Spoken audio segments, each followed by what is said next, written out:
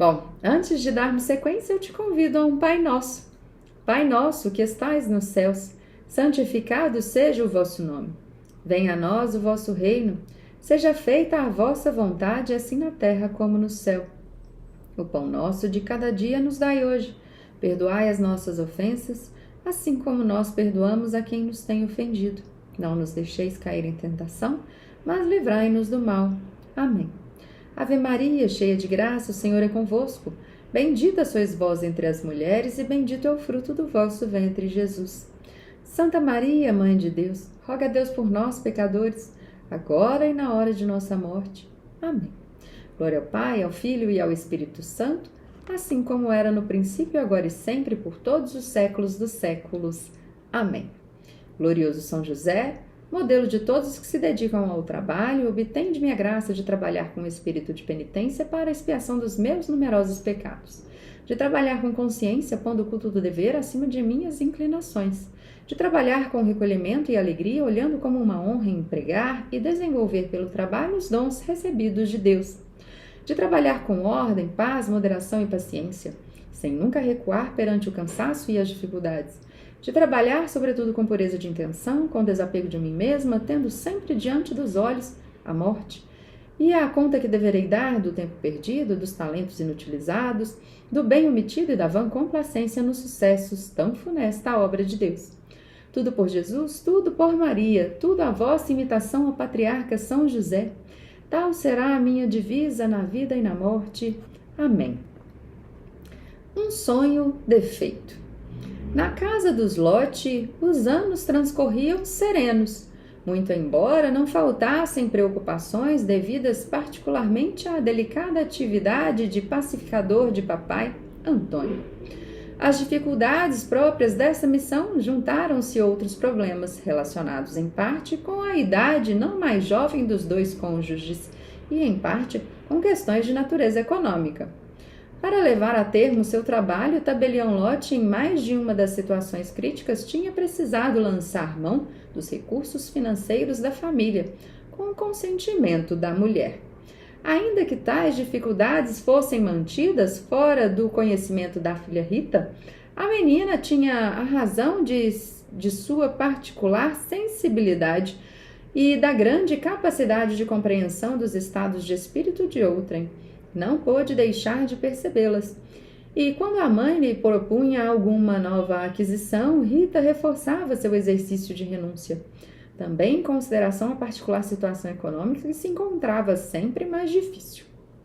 Não obstante a isso, não faltava nunca em família aquela serenidade originada pela confiança em um pai bom que jamais se teria esquecido de seus filhos.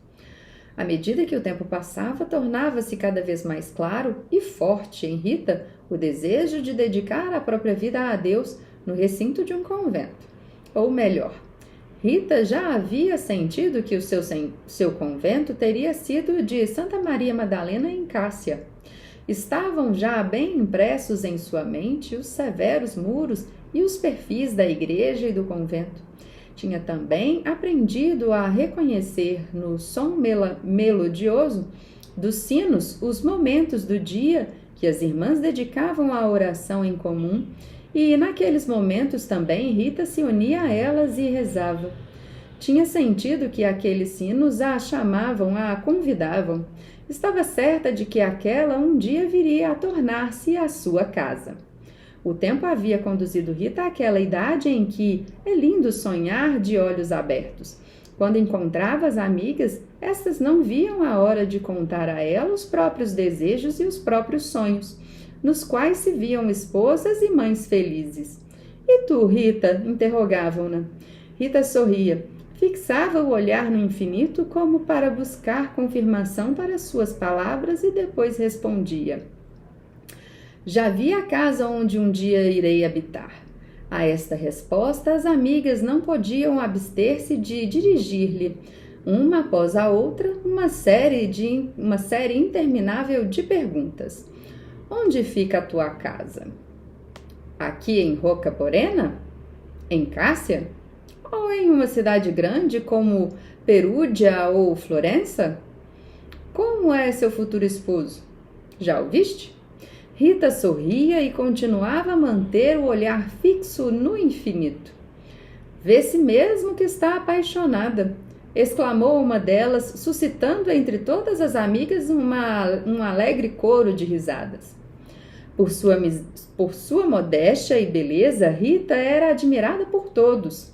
Os jovens que aos domingos esperavam a saída das meninas no final da missa já haviam notado seu semblante sereno, seu porte esquivo e reservado. Não era difícil intuir que Rita era muito diferente das suas amigas. Todavia, em quem não a conhecesse bem, poderia surgir a suspeita de que a jovem Lotte assumisse aquele ar sonhador e aquela atitude de destaque à espera de um partido à sua altura. E quase como confirmação destas opiniões, já há algum tempo havia reunido ao costumeiro grupo dos rapazes parados diante da saída da igreja um novo membro, bem conhecido por todos, e que não escondia absolutamente o fato de ter olhos somente para Rita. Aquele rapaz não tira os olhos de cima de ti nem por um instante, advertiam-na de imediato as amigas de Rita. Veio aqui somente por ti, disse uma delas. E que lindo jovem, acrescentou uma amiga um pouco invejosa. Se olhasse para mim com aqueles olhos, juro que me atiraria subitamente entre seus braços, sussurrou uma delas sorrindo. Mas vê bem o que conheces, tratou de informá-la uma outra. É Paulo, o filho de Fernando Mancini, os proprietários do moinho que se encontrava na estrada que vai de Rocaporena a Cássia, completou uma amiga que a segurava sob os braços. Rita mantinha os olhos baixos e não falava. Na verdade, não tinha sequer ouvido as palavras das amigas porque sua mente estava ocupada com outros pensamentos. Do lado oposto da estrada, o jovem Paulo não desviou dela seu olhar nem mesmo por um instante, constrangendo as amigas de Rita e fazendo-as abaixarem os olhos e acelerarem os passos. Todos os domingos repetia-se a mesma cena.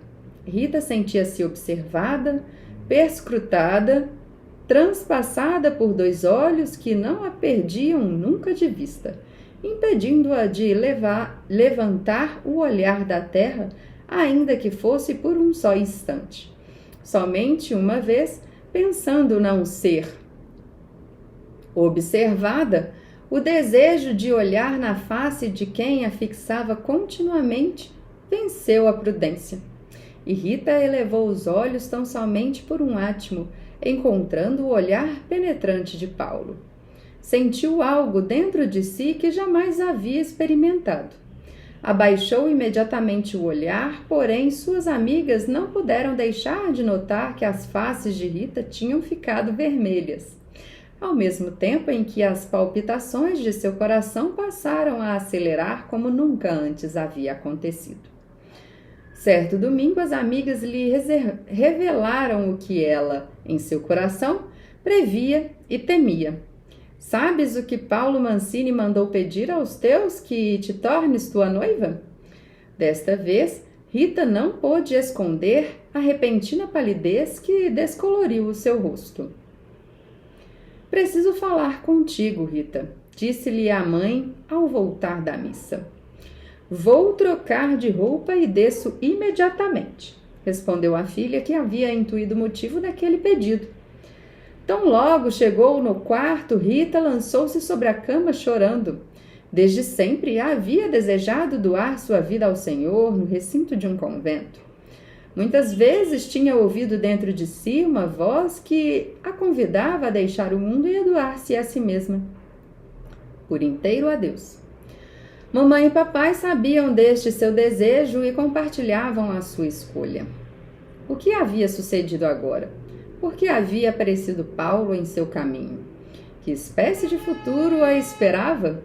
Teria já chegado o tempo de deixar sua família, um pai adorado, uma mãe que conhecia todos os segredos de sua alma, as suas amigas, a sua casa?